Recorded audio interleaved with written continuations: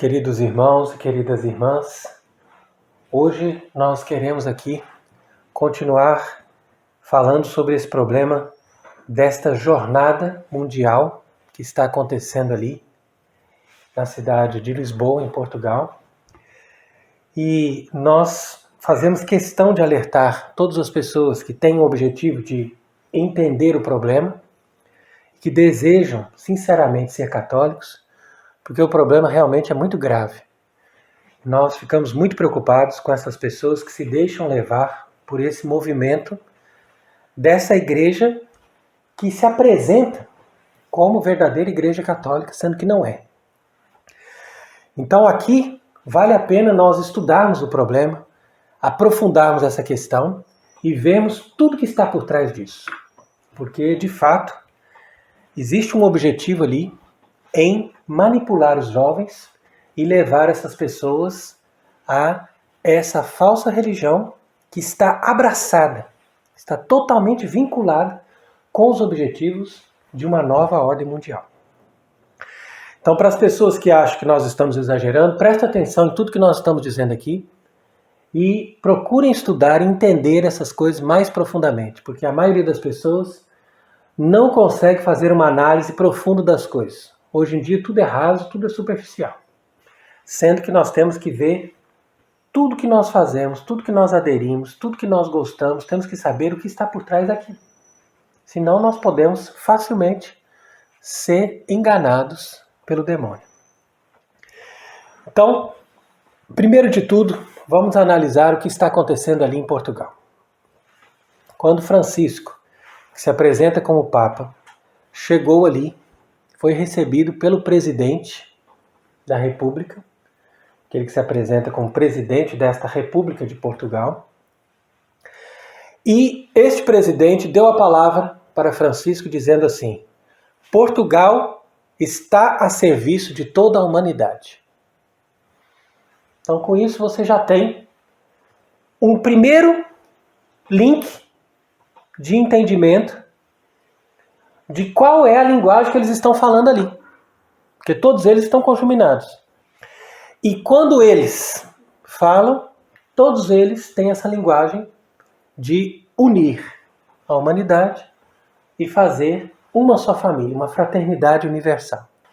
Francisco então começa a dizer assim: eu estou muito feliz em estar aqui em Lisboa, cidade do encontro que abraça vários povos e culturas. E que nesses dias se mostra ainda mais universal e torna-se, de certo modo, a capital do mundo. Tá bem? Então, vamos agora partir dessa frase. Olha o que nós estamos dizendo aqui. Lisboa, recebendo Francisco, se torna capital do mundo. Por quê? Porque no mundialismo, nós fazemos a capital onde nós queremos. Basta que essa cidade, esse lugar, esteja aberto, como ele disse aqui, a todos os povos e culturas. E isso inclui todas as religiões, obviamente. E se torna ainda mais universal com a presença dele, que é, como nós costumamos dizer, o Papa, quer dizer, o chefe da Igreja Universal. A Igreja Universal, como eles dizem ali, não significa a Igreja Católica, que é aberta a todos os povos, mas que nos propõe uma doutrina, uma fé, um batismo. Não é isso. A Igreja Universal é a igreja que abrange todas as religiões. Então, Francisco é o chefe desta igreja e ele vai então dizer que Lisboa, acolhendo a visita dele nessa jornada, se torna a capital do mundo. Então, para falar nessas coisas, é preciso a gente entender algumas coisas, porque nós precisamos voltar um pouco na história, voltar um pouco no tempo, para saber de onde sai esse mundialismo, de onde sai esse projeto dessa globalização, dessa nova ordem, desse sistema que está agora sendo implantado no mundo em substituição do cristianismo. Então vamos entendendo isso. O mundo moderno, como ele foi sendo organizado a partir do Renascimento, presta atenção que a palavra renascimento já indica a volta de um sistema antigo, arcaico. primitivo, anterior ao cristianismo. Então, quando eles chamam de renascimento, é porque eles já estão buscando lá nas fontes do paganismo alguma coisa para colocar por cima do cristianismo. Então, daí vem o renascimento. Depois, você implanta o protestantismo. O protestantismo não é fruto de uma reforma, como eles imaginam, que buscavam uma reforma no contexto eclesial. De forma alguma.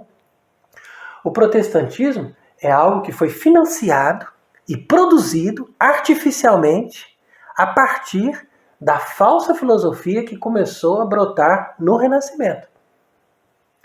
E quando você tem essa falsa filosofia implantando-se no mundo, você então joga isso no âmbito religioso em forma de revolução protestante. Então aquilo que a gente chama de reforma, na verdade, deve ter o nome de Revolução Protestante. E essa Revolução Protestante também vem de todo esse movimento de reconstrução da sociedade, negando os valores do cristianismo e colocando ali outros valores que vão chegar no tempo de hoje a essa nova ordem. Então, o mundo moderno foi produzido a partir dessa filosofia, desses falsos ensinamentos, dessas mentiras, tudo isso financiado com muito dinheiro, até que você chegue ao estado que nós chegamos hoje. O estado que nós chegamos hoje, por sua vez, é um estado de uma humanidade que voltou a um estado primitivo. E digo mais, não só voltou ao estado primitivo, mas voltou ao estado pior do que o estado primitivo do homem antes que ele tivesse uma organização social melhor a partir daquelas cidades que se desenvolveram ainda no paganismo. Então significa que você vai constatar, e isso não sou eu que estou dizendo, são muitos bons autores, filósofos, pessoas que estudam o movimento social e que fazem uma comparação e que chegam a uma conclusão evidente que o estado do ser humano hoje é pior do que o estado primitivo de todas as civilizações antigas. Por quê? Eu explico por quê. Porque quando você encontra o homem no estado primitivo, nesse estado primitivo, antes de formar civilizações, eles tinham tribos. E essas tribos se organizavam em torno do fogo, que para eles o fogo é essencial para ter a vida, para ter o alimento, para ter o calor, para ter a segurança, tudo é em torno do fogo. E em torno do fogo, essas tribos descobriam que existia algo além das coisas criadas, além das coisas materiais. Então eles procuravam, através dessa contemplação do fogo, porque eles viviam ali em torno desse fogo, então eles procuravam ali um entendimento do que é que está acima de nós, do que é que nos governa, de quem nós dependemos, e assim observando a natureza e observando todos esses fenômenos do ciclo da lua, do ciclo do sol, do ano, etc., então chegava a conclusões. E a partir dessas conclusões, eles elaboravam mitos. E esses mitos, que eram o germe dessas religiões pagãs, eles não eram necessariamente ruins. Eles eram constatações e resultados dessa busca dessas civilizações, desses povos, pelo sagrado. Porque eles descobriam o sagrado pelo fogo. E descobrindo o sagrado pelo fogo, eles elaboravam os mitos. Os mitos se tornavam tradições. E essas tradições se tornavam a base de uma ordenação social que, por sua vez, produzia uma civilização.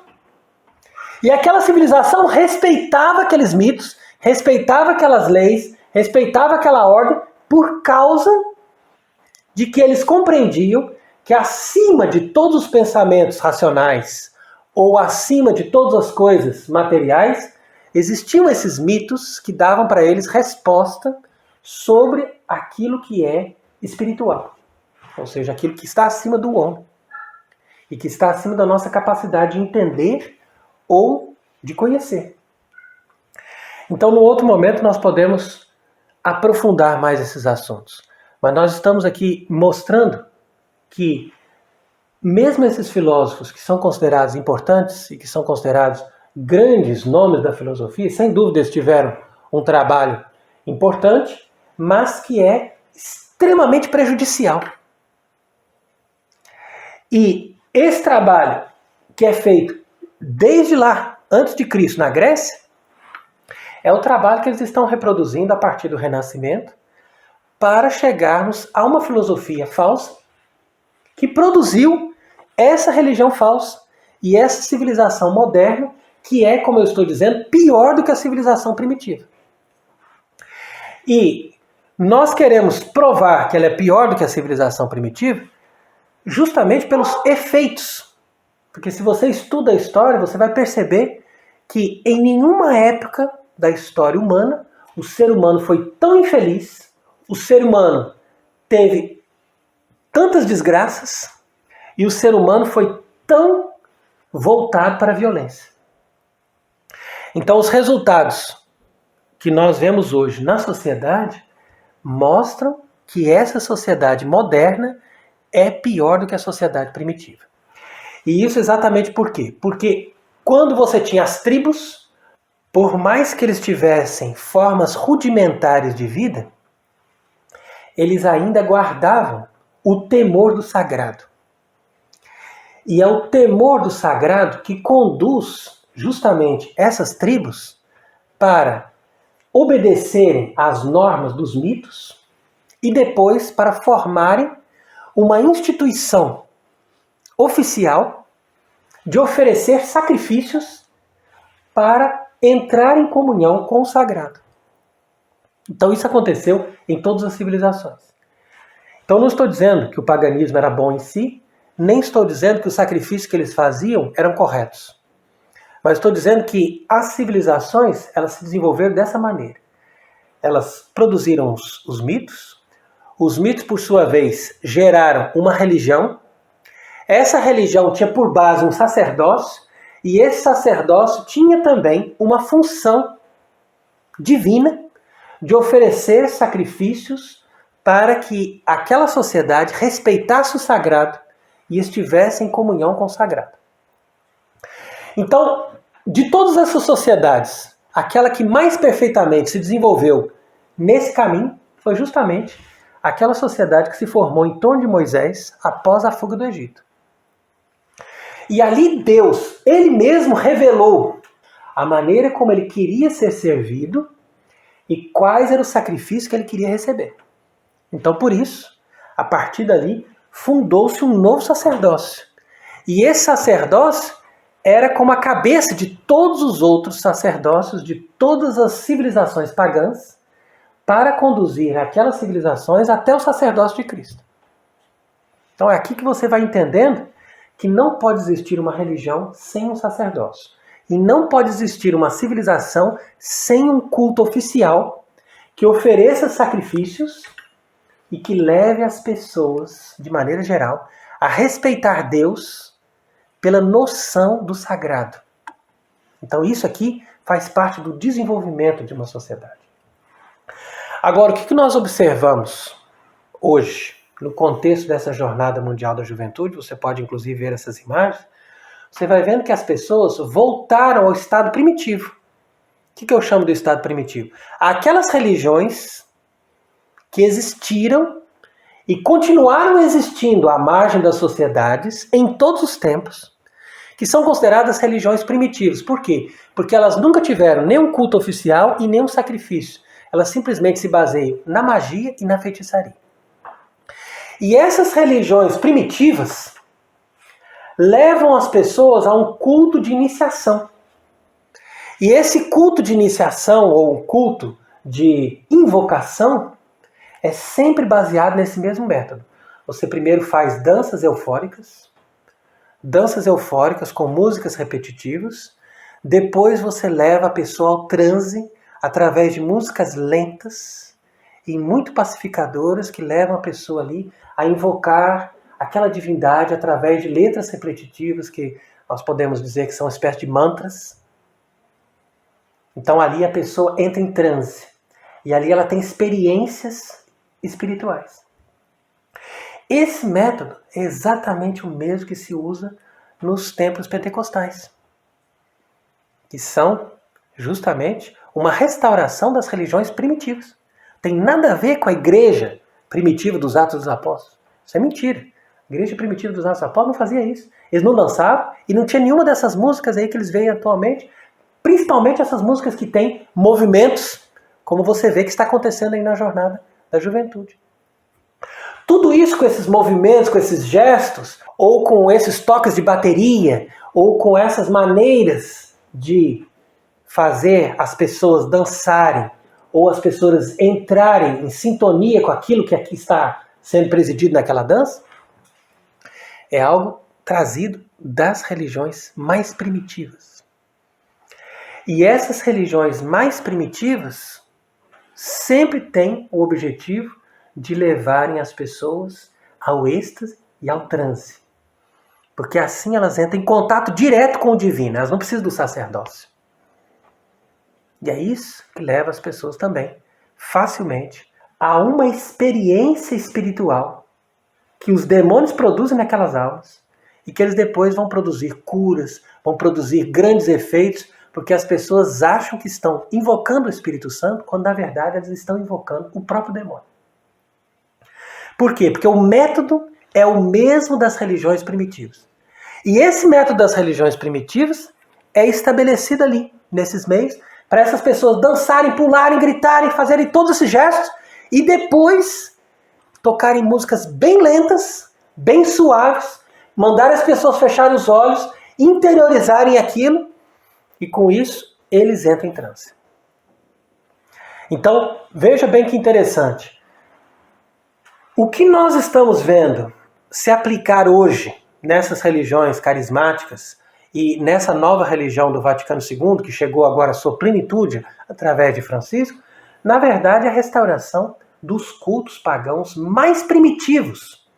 E não daqueles cultos pagãos organizados, que tinham religião oficial, que tinham sacerdócio e que levavam aquelas pessoas a uma civilização porque eles se organizavam em sociedade e eles visualizavam o bem comum com uma finalidade suprema.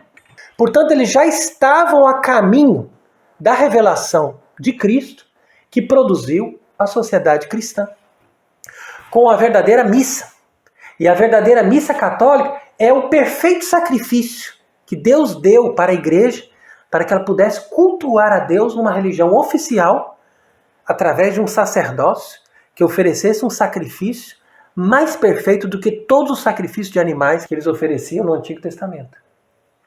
Tá entendendo? Então é uma diferença impressionante. Quer dizer que nós saímos da verdadeira missa, do verdadeiro sacrifício, e de uma forma muito discreta e muito inteligente, porque isso daí tem inteligência angélica também envolvida dos demônios, para trabalhar tudo isso, para trabalhar esses sistemas e trazer para as pessoas o que eles chamam de uma simples adaptação para que a missa seja mais bem participada. Mas na verdade não é missa, não é válido, e não só isso, não tem nenhuma vinculação com o sacrifício, porque não há um sacerdote. Na verdade, o que há ali são pessoas que estão presidindo esses cultos, ou então pessoas que estão motivando as pessoas para essas músicas, e através disso, essas pessoas entram em transe e vão produzir com isso uma religião de experiência e uma religião individualista. E é nesse contexto que nós devemos situar a nova Igreja do Vaticano II. A nova Igreja do Vaticano II, ela não somente é a substituição da Igreja Católica por uma falsa igreja, mas ela é também o resultado final do trabalho de todas essas correntes religiosas e filosóficas anticristãs que quiseram dominar a humanidade, levando a humanidade a sair da civilização cristã, que estava no seu auge, que estava no seu apogeu, e caminhando aos poucos para a civilização moderna, que nós nem sequer podemos chamar de civilização, na verdade, mas podemos chamar simplesmente de uma falsa cultura moderna que leva as pessoas a uma vida primitiva, tribal, e pior do que aquela vida primitiva que o ser humano teve antes de ele se formar em civilizações organizadas em busca da revelação divina. Então, por isso que eles vão através de uma vida interior para entrar no estado de transe. Muitos desses cultos usam inclusive a droga ou alguma substância ali e leva a pessoa para o fora do real. Então, sempre esses cultos levam a pessoa a viver fora do real. O homem moderno, ele vive no virtual. Ele não estabelece um vínculo com o real. É por isso que ele é facilmente dominado. Então, quando Erasmo nega a revelação e ele propõe às pessoas que volte ao racionalismo puro, né? Ou seja, vamos seguir a razão, vamos deixar com que o homem deixe de lado a fé, ou então pelo menos coloque uma relativização da fé. Você tem o seu culto, você tem o seu culto, isso aí é um problema seu, cada um tem o seu culto, não tem problema. Mas nós não podemos dizer que existe uma fé única, uma fé verdadeira, ou que Deus revelou uma coisa que a gente tem que obedecer porque é a única verdadeira. Não pode. Então é aqui a base dessa filosofia. E ele mesmo chama elogio da loucura, porque ali começa a loucura. Isso é o começo do século XVI. É a base para o protestantismo, é a base para essas novas religiões. Por quê? Porque o protestantismo, na verdade, é a descoberta que você pode aproveitar a Bíblia, mas cada um pode fazer a sua religião. Você não precisa se submeter a uma autoridade da igreja. Por quê? Porque, afinal de contas, o protestantismo não acredita que a igreja saiu de Cristo e que ela, saindo de Cristo, Deus deu para a igreja uma autoridade que governa a igreja em nome dele, na terra. E que Deus está no céu olhando e falando assim, não, é aqui mesmo, é desse jeito que eu quero. Então o protestantismo não acredita nisso, mas ele acredita na experiência pessoal de cada um com aquele Deus que está ali na Bíblia.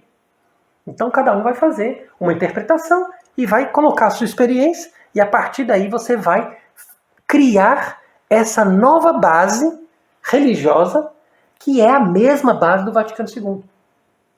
Então quando a gente diz que a religião do Vaticano II é uma religião protestante, nós não estamos inventando nem exagerando. Nós estamos mostrando que a base está ali. E essa base, por sua vez, tem a sua consistência filosófica nos filósofos racionalistas, que despediram a autoridade da igreja e colocaram toda a base numa ideia de que você pode até ter sua religião, mas você não pode dizer que Deus revelou aquilo e que é desse jeito que tem que ser. Porque isso é irracional, segundo eles. Então é aqui que você vai formar a sociedade moderna.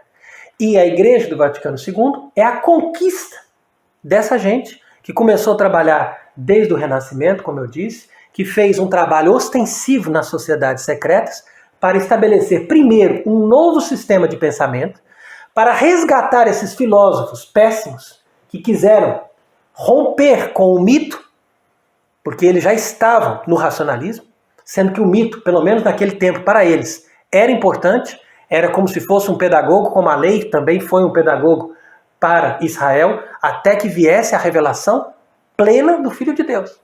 Então, uma vez que eles resgatam esses filósofos racionalistas, que colocam a base no indivíduo e não na finalidade última de cada um e da sociedade, então eles vão criar esse novo sistema, essa nova mentalidade, que por sua vez vai criar essa nova religião. E para nós sairmos dessa nova religião, não é suficiente de nós entendermos que uma coisa ou outra está errada. Nós precisamos realmente entender que toda a base do nosso pensamento que nós recebemos desde criança, no mundo moderno, é errada. Está baseado em sistemas falsos, em fundamentos falsos. E nós precisamos resgatar tudo aquilo. Existem inclusive pessoas dentro da renovação carismática, eu participei desses movimentos, inclusive tive a capacidade de me expor ao ridículo cantando essas músicas horríveis. Mas essas pessoas ali justificavam aquelas danças dizendo que lá no Antigo Testamento Davi dançou diante da arca de Deus. Ah, mas Davi também dançou. Mas onde que na Escritura está dizendo que Deus gostou daquilo que Davi fez? Se de fato, Davi dançou diante da arca. Mas em que momento que está dizendo que Deus abençoou Davi por causa disso? Ao contrário. Deus abençoou Obed, porque Davi teve medo de receber a arca na sua casa, mandou para a casa de Obed. E Obed, que não dançou em momento nenhum, foi abençoado. Enquanto que Davi perdeu a esposa mais importante que ele tinha. Porque aquela mulher que tinha senso do sagrado, que tinha senso do ridículo, quando viu ele dançar daquele jeito, falou assim, nunca mais você encosta em mim. Então aquilo é simbólico. Essa esposa representava também a lógica da esposa, quer dizer, da verdadeira igreja católica. Porque a verdadeira igreja católica, representada ali por Micol, ela rejeita isso. E de fato você nunca vai ver no Novo Testamento Jesus, os seus discípulos, ou qualquer um dizendo que estava dançando ali. Nunca acontece isso. Então quer dizer que as pessoas não percebem que eles são enganados por essas falácias. Então aqui é importante nós percebermos que o modelo dessa nova religião fundada no Vaticano II baseia-se nessa reconciliação com o mundo moderno. E o que é o mundo moderno? O mundo moderno é o resultado de um trabalho ostensivo de pessoas que odeiam a Cristo, que odeiam a igreja e que trabalharam durante centenas de anos para restaurar o mundo primitivo. O mundo pré-civilização, o mundo pré-cristão, para fazer nesse mundo caótico, primitivo, toda a base dessa nova ordem, que não é outra coisa, senão um método de exploração e de manipulação das pessoas. Então, a partir do momento em que eles começaram a fundar essa nova religião, eles tiveram essa estratégia.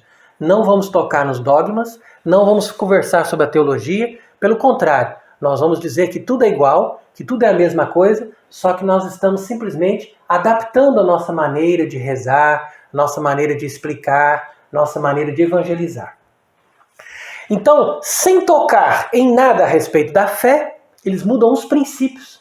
E os princípios estão mais profundos que a fé. Por quê? Porque até o paganismo tem aqueles princípios básicos. Sendo que a nova religião do Vaticano II, nem esses princípios básicos, que já estavam até no paganismo, como por exemplo a necessidade do sacrifício, eles não têm mais. Ao contrário, eles se baseiam nessa nova filosofia onde o indivíduo é o centro. Então, se você entende essa explicação, e se você percebe que nós estamos diante de uma religião que valoriza os sentimentos individuais, ao invés de valorizar a vontade de Deus, e que trocou os princípios básicos que a humanidade já conseguiu discernir desde a sua época mais primitiva, então você vai entender que nós realmente estamos diante desse mundo moderno, que é pior do que o mundo primitivo, e nós temos uma religião universal, comandada por Francisco, que por sua vez lidera e incentiva uma religião mais primitiva do que aquela magia e feitiçaria que havia antes das civilizações pagãs. Então isso tudo é para nós vermos o estado grave que nós entramos aí através desse movimento de enganação que foi feito para destruir o catolicismo.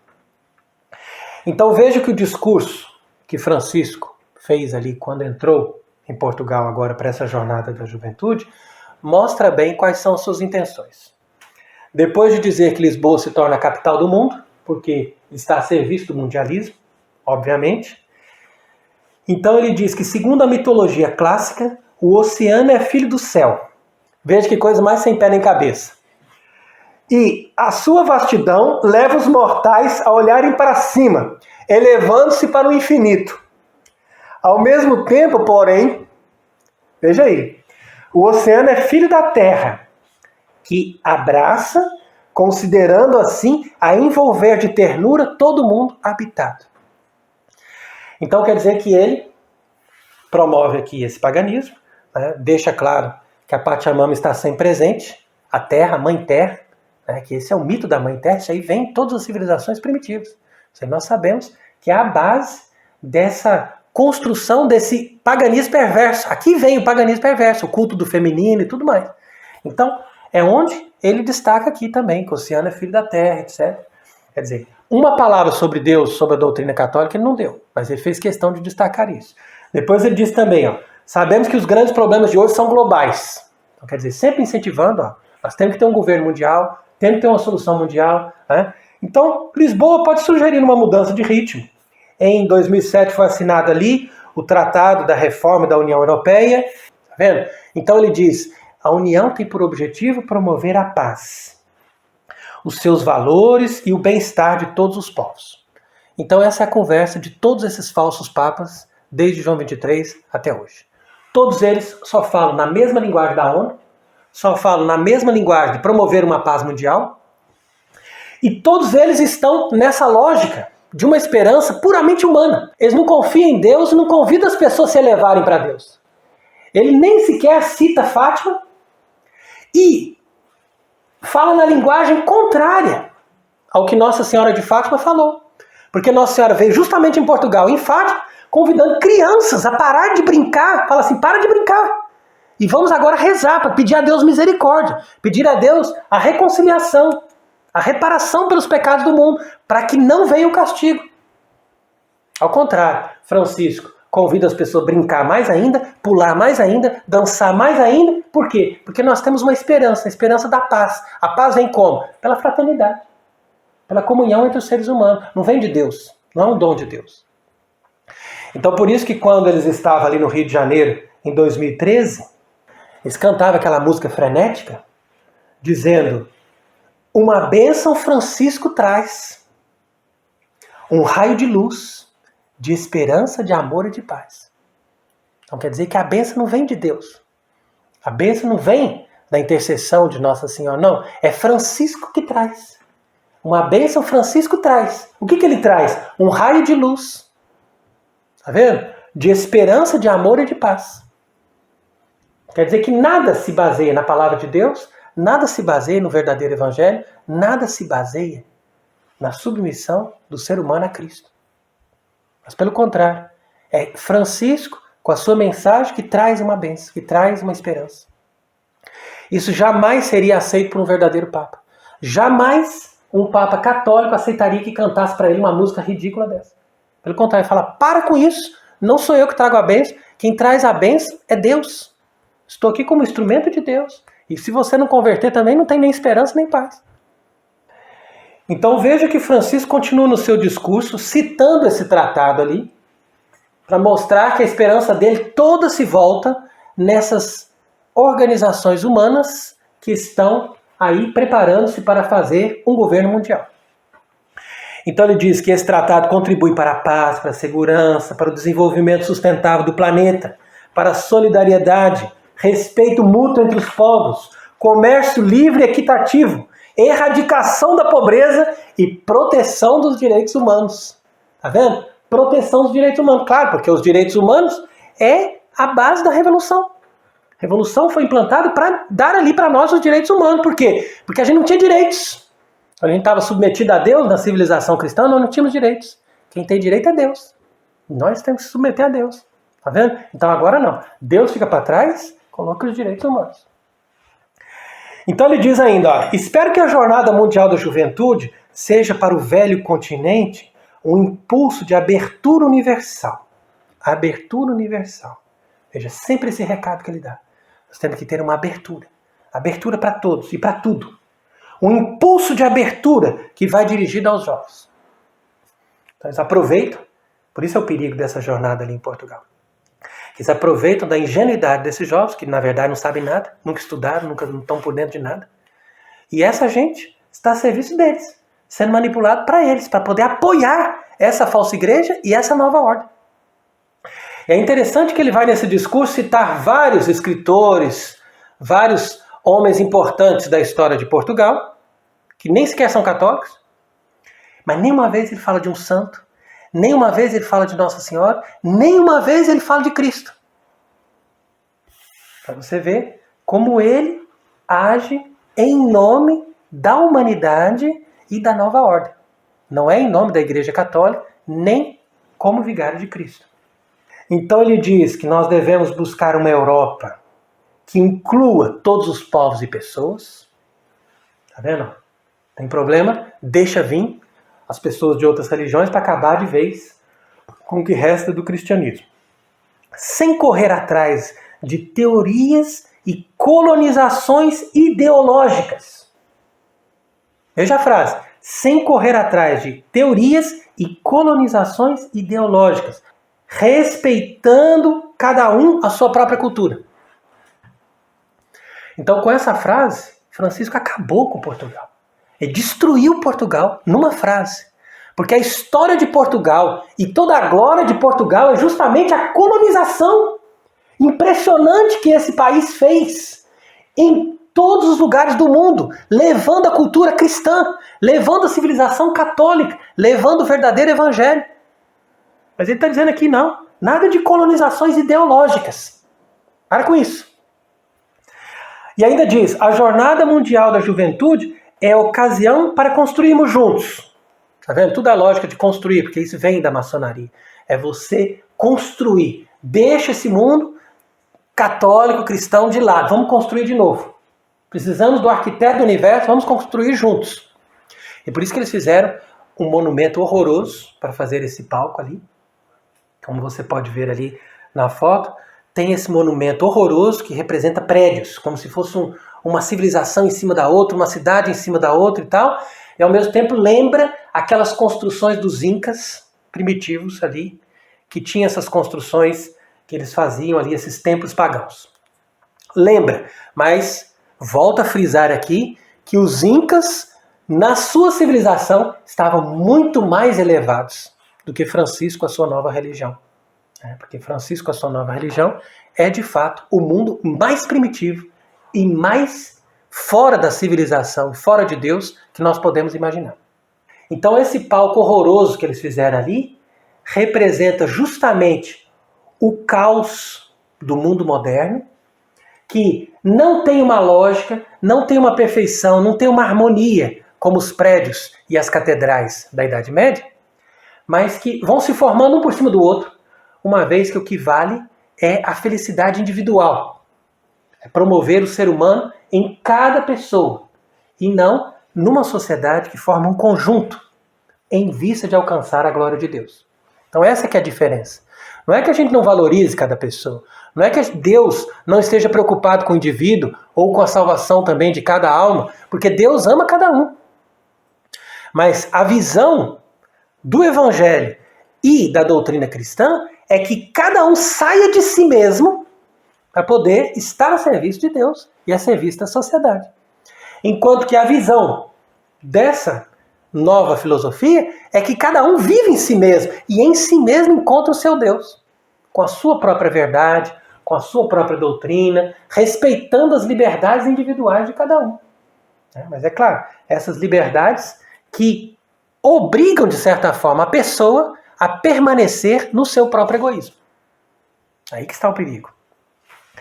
Então, ele ainda diz, imagino 3 estaleiros de construção de esperança, onde podemos trabalhar todos juntos unidos, que são o meio ambiente, o futuro e a fraternidade.